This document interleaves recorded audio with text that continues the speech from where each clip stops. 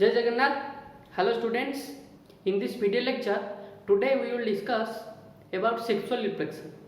In sexual reproduction, the male sex organ and female sex organs are developed either in the same individual or in the different individual of opposite sex.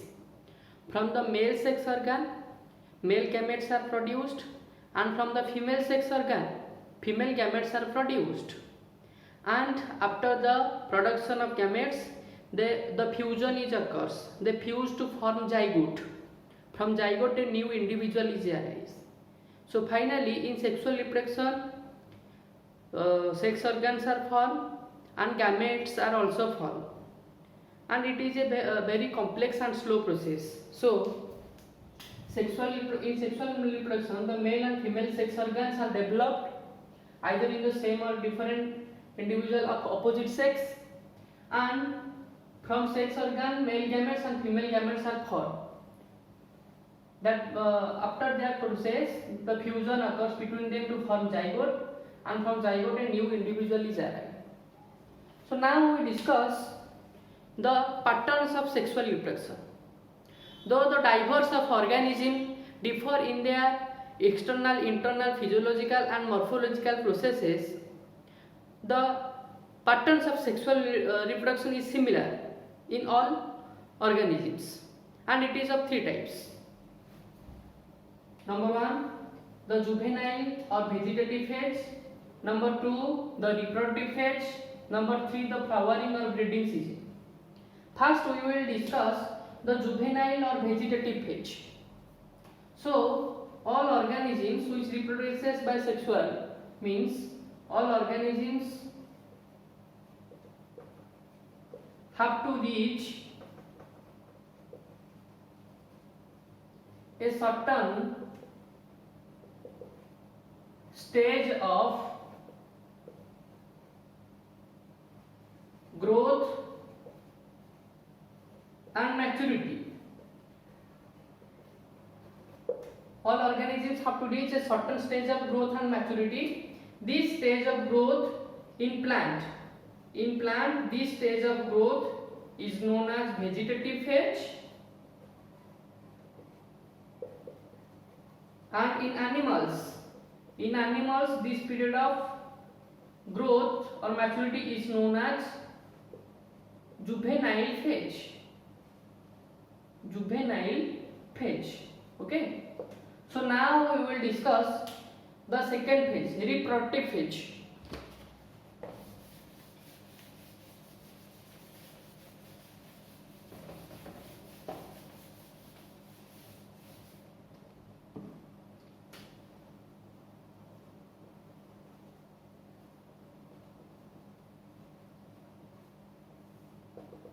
The end of vegetative or juvenile phase is the beginning of reproductive phase, and in plants the reproductive phase begins on the onset of flowering. In plants, the reproductive phase begins on the onset of flowering, and in animals the reproductive stage starts by some certain changes of internal, external,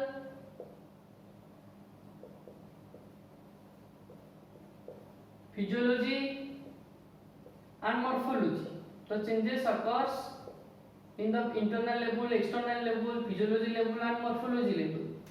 And all the changes in plants and animals is regulated by enzymes and hormones. So now we will discuss the last phase known as flowering or breeding season. In plants, the plants is of three types: annual, biennial or perennial. In annual plants, the flowering or this period of growth, the flowering occurs at the end of first year. Just like in case of biennial,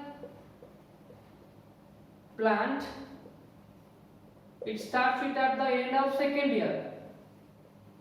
In perennial plant,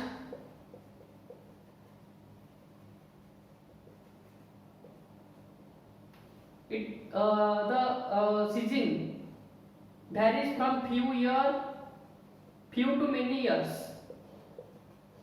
Okay. Now in animal, this season is known as breeding season. And remember one thing, the breeder is either may be seasonal breeder or continuous breeder. If the breeding occurs in animals continuously throughout the year, they are known as continuous breeder. And in most of the animals, the breeding is happen seasonally, and in certain seasons of a year, they are known as seasonal breeder. So in animals, the breeding occurs either seasonally, they are known as seasonal breeder. That means they breed in certain seasons of a year. The examples of seasonal breeders are cows, dogs, tigers, then rabbit, etc. And other animals are continuous breeder. They breed throughout the year, anytime. And the examples are monkeys, apes, human beings, some higher mammals, humans. They are continuous breeder. So now we discuss the events of sexual reproduction. Now we will discuss the events of sexual reproduction.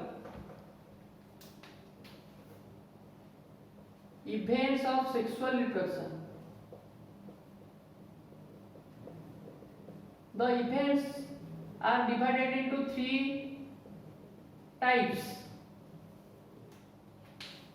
Number one, pre-fertilization event. Pre-fertilization event. Number two, fertilization event. And number three, post-fertilization event. Post-fertilization events. So first we will discuss the pre-fertilization event. Remember, the events of sexual reproduction, although the diverse of organism is differ in their physiological and morphological processes, but the event as usual in pattern is same. So first we discuss about pre-fertilization event. What is pre-fertilization event? All the events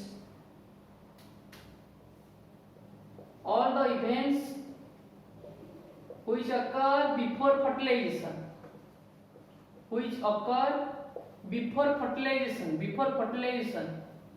is known as pre-fertilization event. And this pre-fertilization event is again divided into two types: gametogenesis and gametic transfer. Gametogenesis and gametic transfer. Now we discuss the gametogenesis process. What is gametogenesis process? In this gametogenesis process, the male and female gametes are developed and formed. The male and female gametes are formed in gametangia.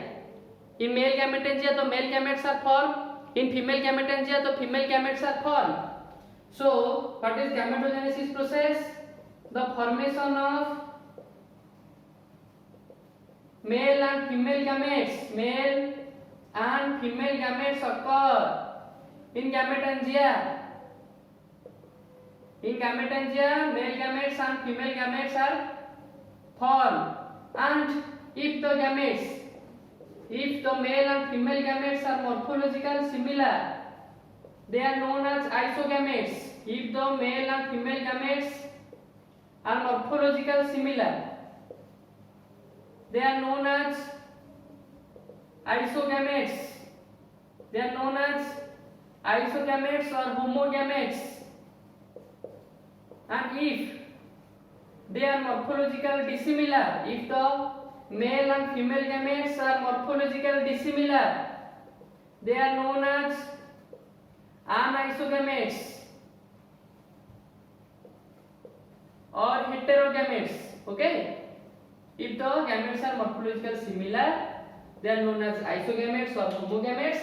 If they are morphologically dissimilar, they are known as anisogametes or heterogametes. And in the male and female,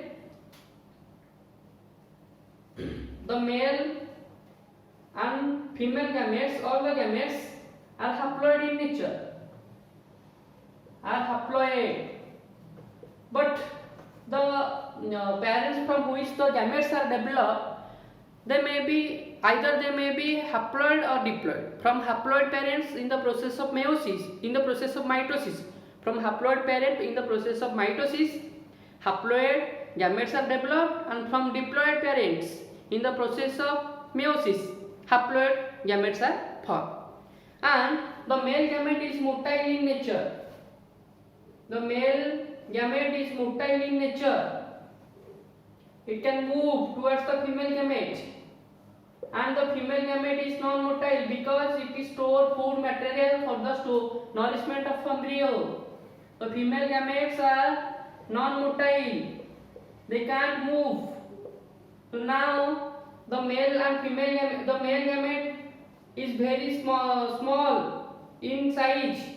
So the male gamete is also known as microgametes because it is very small in size, or sperm, or antherozoites. And the female gametes are larger, so they are known as macrogametes because they are larger in size, or ovum or egg.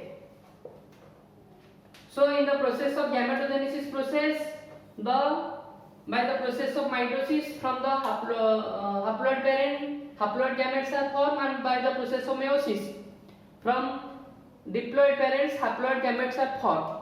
So in gametogenesis process, the male and female gametes are produced in gametangia. Now we will discuss the second event of pre-fertilization event known as gametic transfer.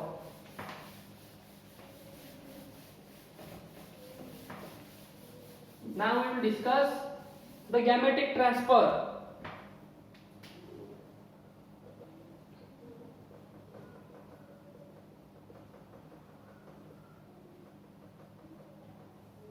In this step, we know how the male the male gamete is motile in nature and it transferred to the female gamete. So in gametic transfer process, the male gamete is transferred to the female gamete. First, we discuss the gametic transfer in plants. In certain lower plants, just like in lower algae and fungi,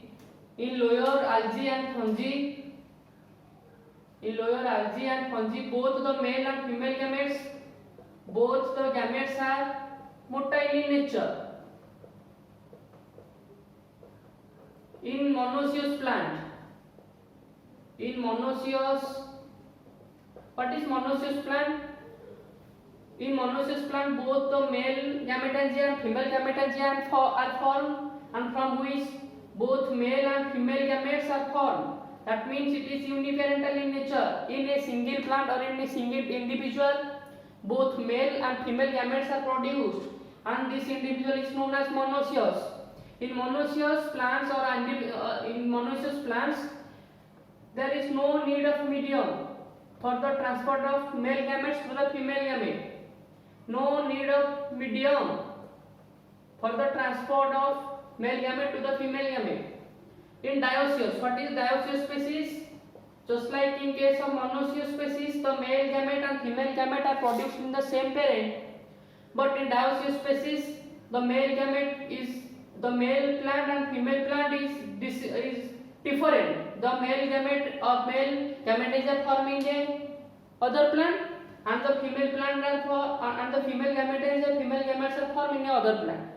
This type of individual are known as dioecious species. In dioecious species, a medium is required for the transfer of gamete, male gamete to the female gamete. A medium is required, and in algae and bryophyta and pteridophyta, water acts as a medium for transfer of pollen for transfer of male gamete to the female gamete. In case of gymnosperm, in gymnosperm the male gamete is known as pollen grain. Air or wind act as a medium for transport of male pollen grain to the stigma. In angiosperms, some biotic and abiotic agents are required. They help to transport the male gamete to the female gamete. The agents may be water, may be snail, insect or bird, ant, bat, etc. They are the biotic and abiotic agents which help to the transfer of male gamete or pollen grain to the stigma, and after reaching to the stigma, the pollen grains are fused with the egg by formation of pollen tube. So this is all about the gametic transfer in plants. Now we will discuss the gametic transfer in animals. In animals, the gametic transfer process can be classified into three types. The gametic transfer process in animals can be classified into three types. Just like in animals, number one, external development and external fertilization and external development. External fertilization and external development.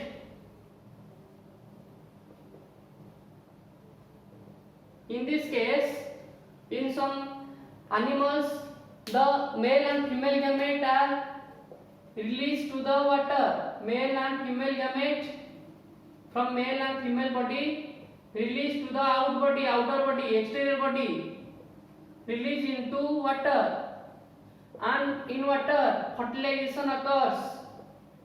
Fusion occurs between male and female gamete to form zygote. After the formation of zygote, a new individual is also developed in the water or outside the body. That means the fertilization occurs external, and also the development of embryo or individual occurs external in outer environment. So that's why this type of gametic transfer in animals is known as external fertilization. Fertilization occurs externally, and external development is also occurs externally. And this type of gametic transfer can found in some aquatic plants just like frog, labio, nereis. Now we will discuss internal fertilization and external development.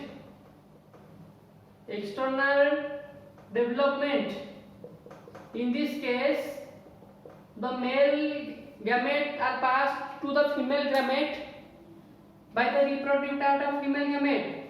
The male gamete are passed to the female gamete, and inside the female body, the fusion is occurs. Inside the female body, the fusion is occurs. That's why this is known as internal fertilization. That means fertilization or fusion is occur inside the female body in a protected area. Inside female, the fusion occurs and zygote is formed. This female body give a environment which is protected from external injury, predators, and flow of water current. After the zygote is formed, now it passes through the female reproductive tract.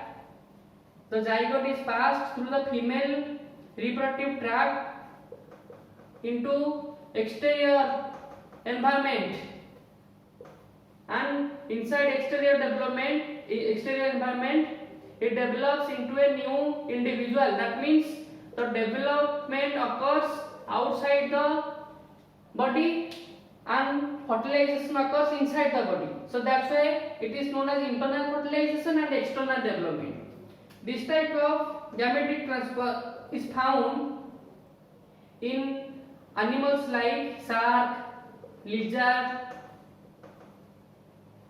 birds, etc. So now we will discuss internal fertilization and internal development. We will discuss internal fertilization and internal development. In this case, both the fertilization and development occurs inside the body in a protected female body.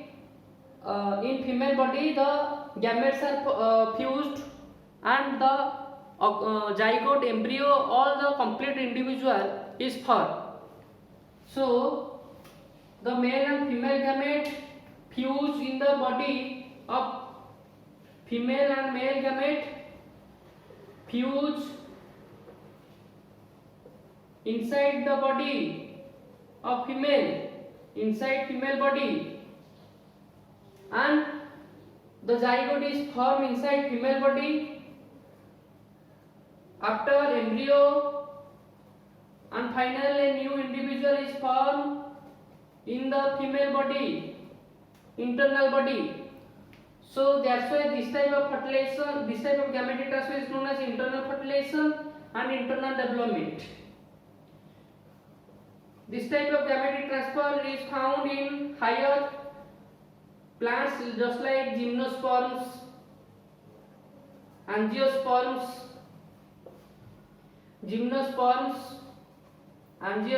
and in higher animals just like mammals, human beings. In human. So this is all about gametic transfer in animal, external fertilization and external development, internal fertilization and internal development, internal fertilization and internal development. So this is all about the gametic transfer, and in our next video we will discuss the fertilization process. Thank you.